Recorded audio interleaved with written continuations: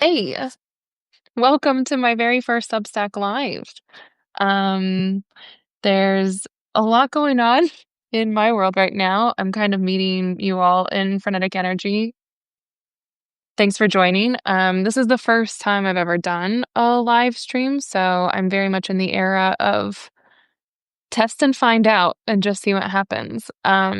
I see a couple people on here. If you can hear me, I hope you can. I don't know, send a note or a text or something. Because I've had nothing but a morning of a million surprise technical difficulties. It's only been a matter of hours, and the number of challenges that have been encountered is wild. Perfect. Thank you, Sarah. um, so for this live, I don't know, it's a little bit weird because usually I like to have dialogue spaces and I don't ever do live videos, though I'm not uncomfortable just talking to myself on camera. But I know that you're here, or maybe we'll be watching this at another time. And so I'd like for this to still be worth your while. We've already tested now that comments and messages are visible, so I can see you and you can interact that way if you want. But otherwise, my plan for today was super loose. And I was thinking about kind of one, giving myself a moment to breathe since it's been such a wild morning. And then talk a little bit about this like Wednesday, midweek, midday. It's kind of like the peak in the arc of a week moment and how I have been holding space for this slice of time in the middle of a week and then what I want that to look like moving forward. So I'm intending to probably tell a little bit of a story about how things Wednesday at noon time slot. It's noon in mountain time where I am in Colorado. So there's a history that has sort of evolved over the past 10 months around Wednesdays at noon. And this is the first time that it has manifested like this as a live stream on Substack. Some things are not planned, but we go for it anyway. So, where to begin? Um, let's begin by first me sharing with you that on Wednesdays now, I am holding open office hours. This is something that I'm just now kind of like making available because I recently created a website that has a streamlined process for how to register for events and book time slots on a calendar. I'm bad with these kind of technical things, so it has taken many years for me to solicit help from someone to help me set up this system, but now it's functional despite our technical difficulties that just erupted this morning. Otherwise, it works great. So Wednesdays at noon have turned into open office hours for a half an hour, which is just supposed to be a place to like connect, ask questions, share some reflections. And I was thinking it would be a good time to make an opportunity where like folks who can't engage in person in some of the spaces that I offer locally, in my own geographical community could still connect to participate or engage in like a more real time kind of way rather than just reading along. So I was thinking, office hours. Typically in like academic spaces, that's just you can pop in, if someone's available during this established regular time. And it's just an easier way to connect to like if you're in a class, like in college or something and you want to pop into office hours and you can get follow-up questions or extend a conversation about something that you're learning. Since so much of my content and what I'm trying to do is really about sharing learning, the learning that I'm doing, and hopefully can help enrich the learning that others are engaging in, I thought office hours would be a really easy way to create spaces for elaboration. I'm kind of always in a process of thinking and metabolizing new ideas. And so I also really love the generative dynamic of being able to learn and think and talk and discuss with others. So there's a lot informing even my own process. So that's what office hours are intended to be. That actually, it's going to get confusing. That process happens through my website, through a calendar link to go through Zoom, and you might be wondering, "Well, why the hell are we on Substack?" So, here's how that transpired. Late last night, I was, writing a post and, like, a Substack post, and I thought, "Oh, this could be just a real quick brief update, to let people know kind of what I wanna do about having more of a public process," and that turned into a very long writing session. And in the midst of that, when you get into like the flow of writing, who knows where my brain went, I realized, well, no one had registered for this office hours time this week, which is fine. But to stay true to my process and still wanting to connect and share and kind of like be in this other modality, I thought, why don't I then schedule a Substack live video?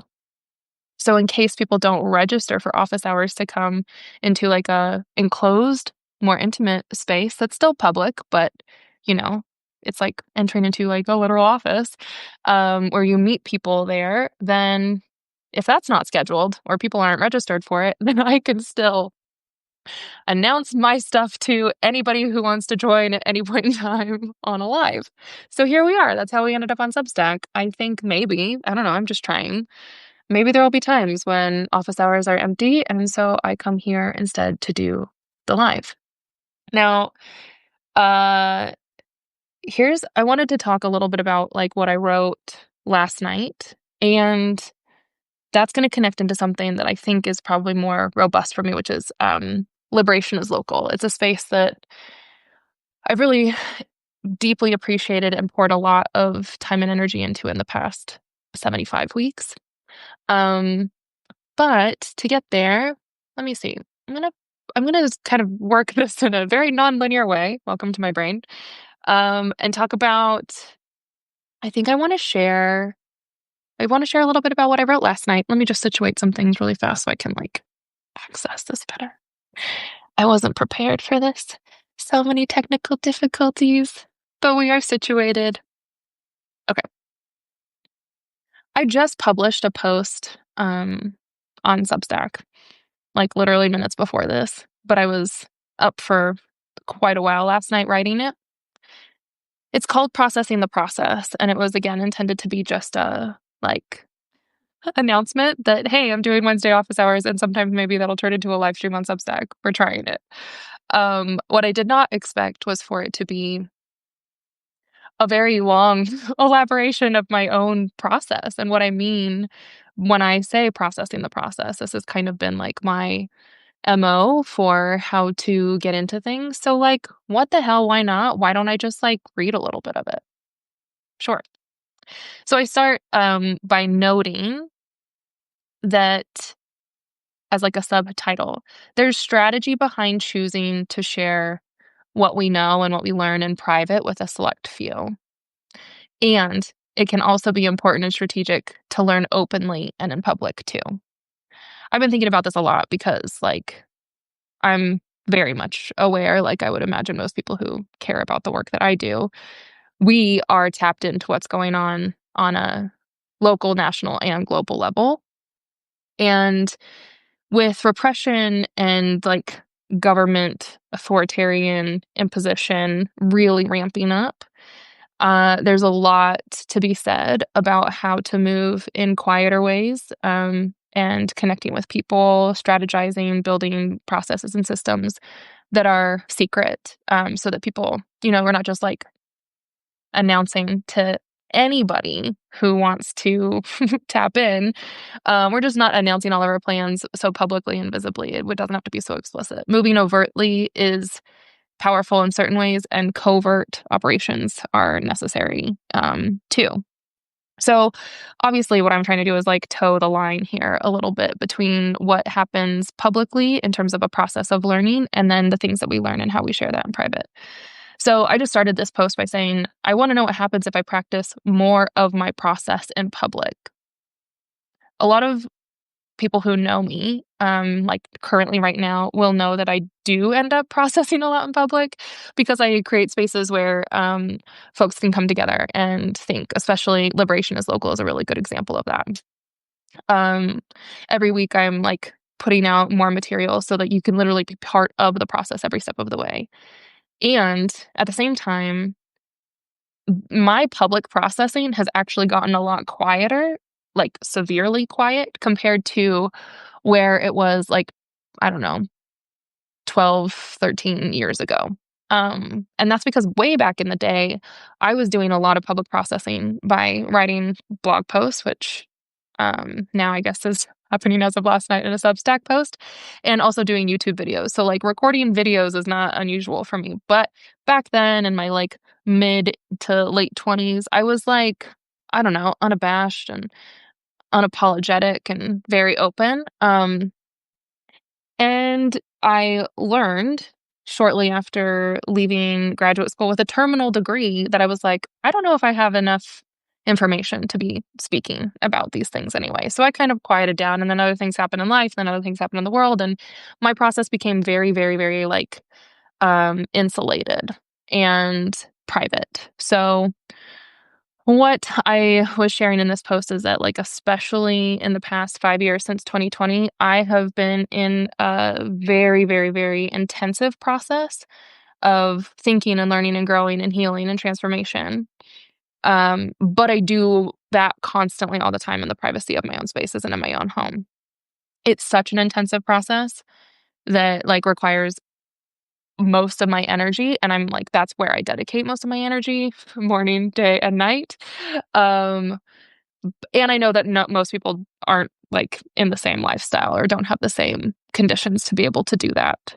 But the problem with that is that, like, this process that I'm so invested in, as I've kind of become more insulated in it, it's so rich and meaningful and generative, but I want to share parts of what I'm learning because it's also, like, sort of accelerated the rate of my own learning and transformation too.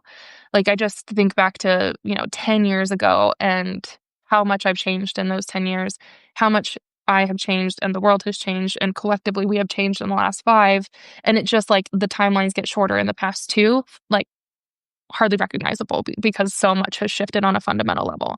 I know I'm not alone in this. I presume and believe that a lot of people are going through similar rates of transformation that can feel very fast and pretty radical in condensing timelines just because of, like, the realities that we're living in. And I think there's something really important about us being able to share what that looks like, how we're engaging in the process of transformation, what we're going for, why we're doing it, and then, like, literally the how of being in that process. So when I refer to the process, um, I kind of started this post, I'll just, like, list it out. The question is, like, what kind of process? And I'm saying the process of becoming who you are for the collective good. The effort of becoming more free and less fearful, to skillfully do what you're especially well situated to do. The spiritual practice of becoming more aligned with the values we want to hold through the choices we make and the actions we take. And the process of becoming more powerful and less docile every day. So this is moving in a place of transformation that is for resistance to oppression, moving toward liberation and the, like, elements that requires internally and external to us in terms of the conditions that we create, and for, like, revolution when it comes time for things really change. Like, revolt is the key for revolution, which is about radical change, ultimately for freedom. So all of this is the intentional pursuit of growth and learning and change through steady, persistent, and disciplined practices. I wrote, this is where, like, me being in my home in the middle of the night writing comes through. I wrote, it's the same way a seed splits, a radical erupts, a stem stretches, leaves unfurl, a bud forms, a flower blooms. This can be imperceptibly slow at times unless you look away and return to find something completely unexpected. And such can be the pace of thorough change, slow and rapid, depending on the scope of your attention, the scale of your purpose, and your relationship with time. So, anyway, I wrote this whole thing, but mostly just because I started flowing into, like, what do I mean with the process, my process, or this process of transformation and becoming. And ultimately, one of my key things for just forever has been about processing the process. Of course, it's meta. but I think it's instructive and illuminating for us to be able to connect and share, like, as we process the process. We can go through it and become different and change and grow and do all of what we need to be doing for transformation. But if we're not processing the process, like, I think that's an element of making meaning of it. And that meaning is the point that we can share with others. Since our processes can be very different, they will be. And how we process is also really different.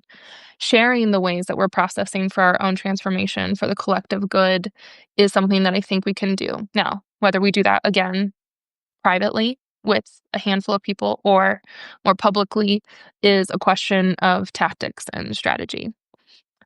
So let's see, where do I want to go with this? Processing the process, like, I ended this post, wow, with a little bit of like, here's what I was actually trying to say. I created this virtual space on Wednesdays at noon to be a place to elaborate on liberation as local. We had kind of shifted in the process of talking about what liberation looks and feels like, and made a virtual space on Wednesdays to do like little check-in and writing. So we would do 5-minute free writes to articulate what liberation looks and feels like. I have like 30 weeks of writing from that space that I've never done anything with. So failing to process the process there and share what came out of it, even though it was really beautiful and rich to be able to write those things. That was to like inform the conversations on Sundays when we would meet in person for Liberation is Local. And now yada yada, here we are.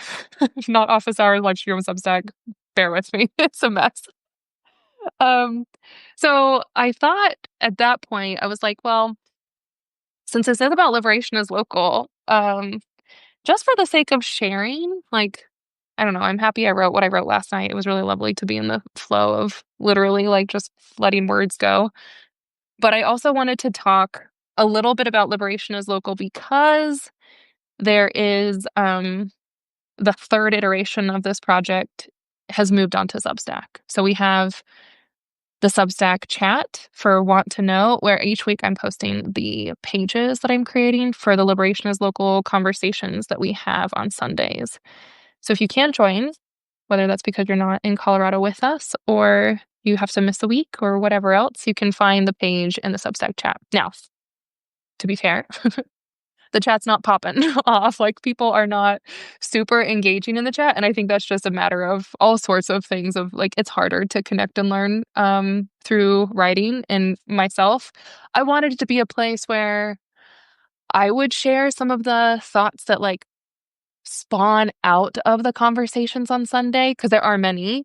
And I'm continuing to think they're like tendrils that just kind of keep reaching and stretching and finding new little anchor points to connect and hold on to. So I wanted myself to have a place where I could be like, and here's what else I'm thinking about that because of this conversation, and was hoping we could get some kind of like interaction on that. It's fine if that doesn't take off. I'm not a huge fan of chat in general. Like, I hate texting. I don't want to be in a group chat. I don't like discussion boards. I've never looked at Reddit. So anyway, it may or may not work for some people, but all the more reason why I wanted to just like get into a test of talking through it instead, because surprise, I like to talk. That's a preferred way for me to process the process. Um, so I even pulled out the wrong pages here. What I want to do real briefly, I'm not going to go through all of the pages that we've covered in the past several weeks since restarting Liberation as Local, but I kind of just want to like set the stage of some highlights and summary points of kind of how it's gone. Because when I think about all the projects that I'm engaging in right now, Liberation as Local is one that continues to hold a lot of traction in my own process. And what I mean is like my own transformation and my own learning. So I find it to be valuable just because it gives like some energy and new life that really feeds into my continued learning. And from a selfish perspective, like, I want to continue that just because it's so rich for me. But I also hope and believe it's been really helpful for people who have been involved too, to kind of keep their life of the mind and their questioning and their learning energized. So one of the things that I will say about how liberation as local has shifted in this now third iteration that we started back in August is I'm centering a different kind of focal point of how we approach the questions of liberation, namely through this lens of learning how to be who we need. So the very first page that I did, I have this even as like a downloadable page. It's like so high level, such a summary of what we can mean when we say learn how to be who we need. Um, so this is the first page. I just broke it down into like ways of when we say like learning being so important, the learning how, like actually like skillful, um, developing a craft, our capacities, and then learning how to be who we need, like with others. I don't know. I just broke it down. It's just what I do. But through that, our conversations have kind of like been emergent in the practice of like emergent strategy, where if you create the space to just see what kind of comes from leaving room for possibility. So even to my pleasant surprise, I didn't fully expect that our conversations in liberation as local would really lead into discussions about like, what do you do right now when, like, who you are literally in this moment, when you feel like, okay, I've got to do something. um I just know personally and from engaging with people for years around these like issues and topics that we're continually caught in a place of being not ready and not prepared, that we like feel like we don't know enough. And what I don't want to do is have the liberation as local or any kind of process of learning feel like all it is education of the mind, that we're just getting new thoughts. Of course, the thoughts that we have, the ideas that we hold, the ways that we learn and understand should be shaping and informing our ways of being and doing. That's that process of transformation. Um, but we do have to start with like articulating and developing our own understanding so that we know how to move.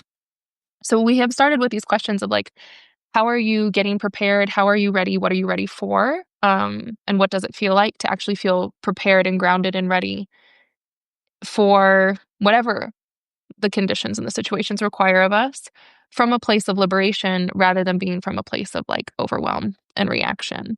Um, I have really appreciated this question because then it suddenly grounded us into discussions about like sometimes the place to be prepared is to kind of rework your whole lens of meaning making of the moment and your location within our whole situation, like collectively, which when you telescope out like that can feel massive and big and overwhelming. Like it's such a huge world with so many complicated, very large issues, and challenges are massive. And then you're like, and I'm so tiny in it. What am I supposed to do?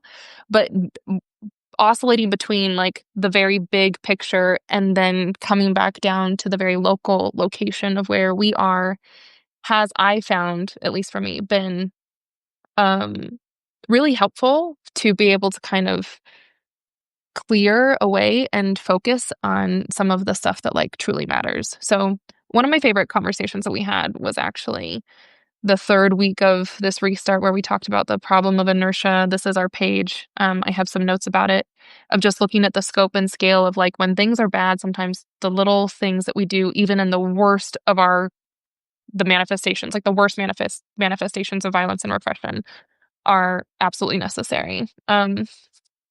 But from there, then let's see. Again, we have so many questions. Ended up like kind of studying revolutionaries, not thoroughly, but mentioning like James Baldwin and Nikki Giovanni. And then we did a little bit with Asada Shakur and some Grace Lee Boggs and Angela Davis conversations that were, I think, timely and always important. I'm just skipping through the pages now. Again, you can get all these in the Substack chat. They're there if you want them. But now, finally, the last couple of weeks that we have been talking about are the differences of some like basic questions that are grounding everything. That I have been trying to be really specific with language because I think the questions that we ask influence the answers that we get. And the questions that we ask also reflect some of our assumptions that we're operating with. So, as an example, over 10 years ago, I started doing all of my work for myself and then with others by leading with this question: what does a world without oppression look like? And over time, many years, in fact, I realized that it's different to say, what does a world without oppression look like? And actually ask the question, what does liberation look and feel like?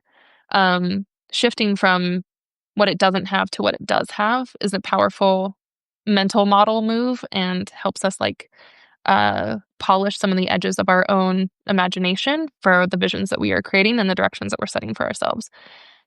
Um, that was the conversation a couple weeks ago. We compared these two questions of what happens when we ask about a world without oppression versus what liberation looks and feels like. And I'll just say, in the past year and a half of doing liberation is local, one of the kind of thesis points that has kind of been really evident is that liberation looks and feels like many, many ways for us to express that, but it is also possible now, even in the conditions of oppression, which sounds like contradictory, oxymoronic, like that doesn't make sense because they're opposites. We can't have liberation if there is oppression.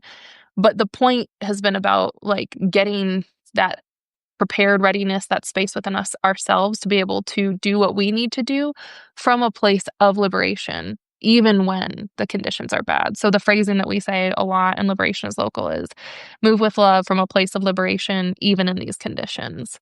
And now I'm even accentuating that by saying perhaps especially in these conditions, we must move with love from a place of liberation. So that means our project, our task and responsibility is to get very, very clear and comfortable and skillful at what it means to move from a place of liberation. Hence, every week, we're always talking about what liberation looks and feels like. And just to round this out, last week, the questions that we were working through were the differences between what would you do if you were not afraid, and what would you do if you were free? Um, I had a really powerful conversation with a friend almost a year ago, and he just flat out said, what do you love about this person, this role model, who you really look up to in the way that they approach their work? And I was like, they're just so free in it. And he said, there's no fear there. And so ever since, I've really been sitting with the relationship between being free and having no fear. So I brought that to the group on Sunday, which was another really lovely conversation. Um, and I guess to wrap all of this into some lovely cohesive package, though it may never feel that way, it is all related. I trust that. Um, it goes back to where we began and where I started by saying, I'm really curious about what happens if I share more of my process publicly, because currently I'm invested in a very intensive project of my own assignment to do as much as I can from a place of love without fear. And I'm really deeply exploring right now the ways that my own fears hold me back from doing the work that I really, really, really believe in. And especially after the past 5 years of that intensive, concentrated, accelerating, catalyzed process that I've been in that's been so, so, so rich. It's changed me in fundamental ways. And I know that the work that I have done to change myself is for a larger good. It's not just for me to feel, happy and content with myself. Um, it's for a larger, much grander purpose and project that is collective. And I'm moving with a real strong emphasis on responsibility that I hope to impart on others who are engaging in their own process too, responsibility for the collective. So with that, I actually am kind of confronting myself literally right now, and you, thanks for being here. But myself and my own process around like, am I moving from truly a place of liberation? Could I get to a place of no fear? And if not, then what do I do to address the fears that I actually have? If it's not getting rid of them, then how do I move with them or in light of them in some way? And so, uh, as I reflect back on 2025 so far, this year has been just a really expansive year of wild experimentation, creating new spaces, trying new things, and often failing or having things not work out the way that, like, maybe my grand vision for them was, but something else evolves instead, and I've gotten, I think, quite good at it, at, like, really embracing that part of the process, um, because a process is something that takes time, literally. I'm not gonna say anything earth-shattering here. A process is something that takes time. It moves in stages. There are chapters and seasons, and I think, like, I don't know, it's like an unfolding and an unfurling, and there's always that imagery of, like, the seed splitting and the radical emerging and then the stem stretching and the leaves unfurling and the flower blossoming is helpful for me because there's always that edge of what is changing, and even in what I wrote last night, I noted that, like, what did I say? Radical transformation, the way of material embodied in concrete shape-shifting into entirely new forms, is constant when you tend to the cellular level structures conditioned to deliver blood and oxygen to our busy by design, chronically overwhelming and addictively distracted lives. So, like, we're operating in a place that's, like, in a culture and within structures that are, like, not conducive for us to be actually in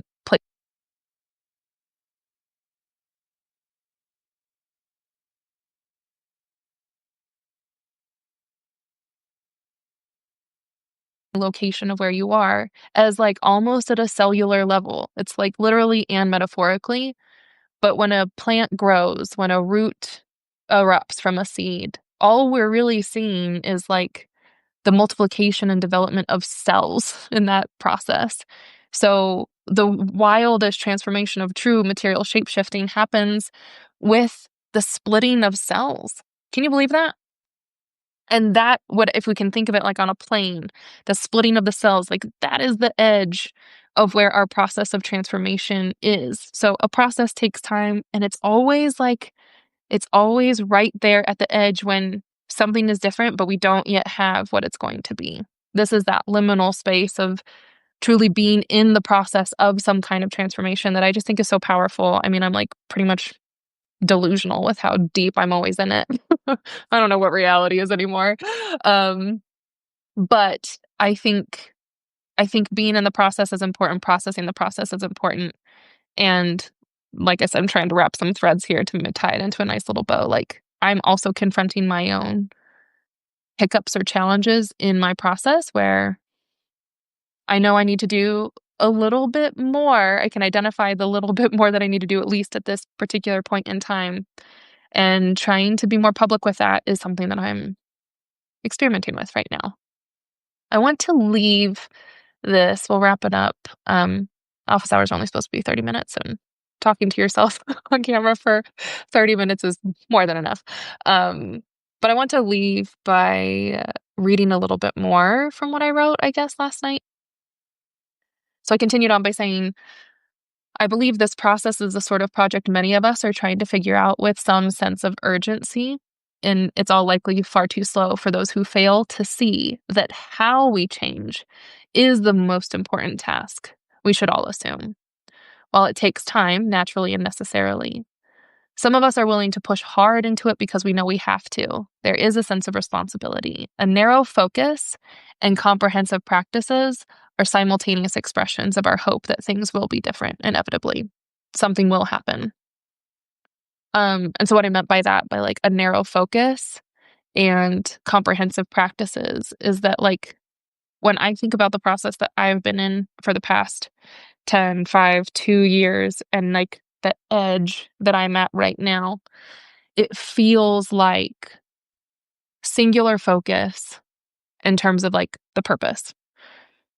And that's on purpose too. Like, the word for 2025 for me was focus, focus, focus, focus. And with that singular focus, what has happened is the comprehensive practices become all in service of that focus. Or you can think of it the other way, that the focus then imbues the way of pursuing every practice. So whether that's how you go to work, how you are in relationship, how you spend your time throughout the day, the things that you choose to engage in, like, the comprehensive practices all become sort of radial offshoots of the focus, which for me, again, is that process of transformation for the sake of liberation. So it's a little bit, I don't know, heavy for folks who are, this is like the perfect time for someone to be like, why don't you lighten up and not take everything so seriously? But that's just not my MO. I know that one of the things, if anybody relates to that, of like, gosh, can't you like give yourself a break? One, you're misled if you think that liberation isn't also having fun and like levity and play. Like that's truly part of it too. So it's not all like doom and gloom over here. But the other part is that like I know part of my focus that goes into comprehensive practices is also by focusing on connecting with people who are in a same position or moving in these similar ways. There's strategy behind that too. I opened with my subtitle on this latest post about like strategy behind choosing who we share what we learn with in either public or private. And one thing that I have learned about being so much in the process of transformation is really, really a deep appreciation for strategy.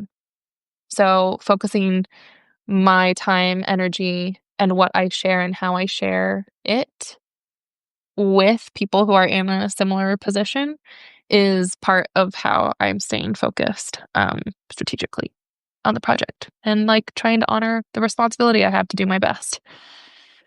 So, whoa, that was a lot. um, that's all I'm going to do for now for a live stream first attempt. I honestly don't even know what happens next with this, but I'll just say my hope is that I will be able to publicly process more frequently, more consistently, especially around what I'm learning, which I figure will often include some anchor points to what we talk about in Liberation is Local, because that is just such a powerful, fruitful, really, really beautiful place that it continues to inspire my own thinking and growth. So that would make sense for there to be elaborations of what comes up from Liberation is Local, and maybe either in the chat or outside of the chat. Who knows? I don't know what channels are. I don't know what structures are. They're all very fluid and porous as far as I'm concerned anyway. So hopefully at least some Liberation is Local wherever that lands. And more about my process too. Like I don't know, like I said, I'm trying to face my own fears and share a little bit more. And I do share a lot publicly, but not even close to what's actually going on here in this body, in my little insular world, every day, every morning, and every night. So, if nothing else, maybe we can all test and experiment ourselves and see where we can share our process with others, because I do think that true value and a lot of meaning can happen when we process the process together. Okay, I'm going to end there. Thanks for joining me for this little experimental live stream. I hope to see you all soon. Have a good rest of your Wednesday.